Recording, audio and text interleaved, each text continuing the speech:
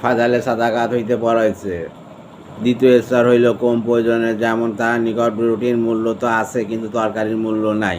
সুদপুর অথবা পুরাতন বা সেরা কাপড় আছে, তবুও সে এমন দুই একটা জামা বানাতে চায় যা সে বাইরে যাওয়ার সময় অন্যটির ওপর পরিধান করিবে, যাহাতে মানুষের নিকট পুরাতন কাপড়টি প্রকাশ না পায়।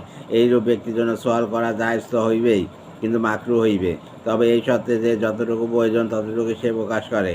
আর যদি উপরে উল্লেখিত তিন বিষয়ের মধ্য হইতে কোনো বিষয় পাওয়া না যায়, অর্থাৎ এক, আল্লাহ তাআলার বিরুদ্ধে অভিযোগ না হয়, অর্থাৎ এমনভাবে সওয়াল করা যার মধ্যে অভিযোগ বোঝা যায় না। দ্বিতীয়, নিজের অপমান না হয়।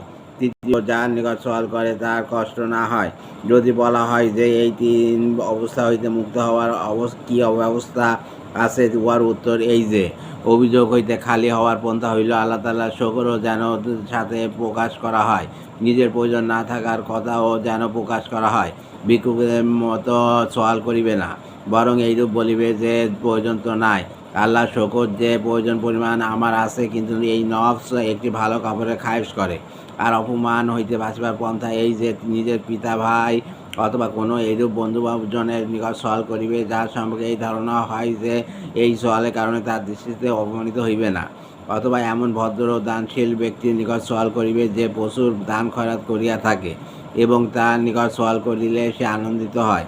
আর কষ্ট দেওয়া হইতে বাঁচিবার পন্থা হইল, যেমন বিশেষ কোনো কিছু সওয়াল তা কারোর নিকট করিবে না, বরং সাধারণভাবে সওয়াল করিবে। অথবা এইমনভাবে সওয়াল করিবে যে যদি ওই ব্যক্তি না দিতে চায় তবে সহজে না দিয়া পারে।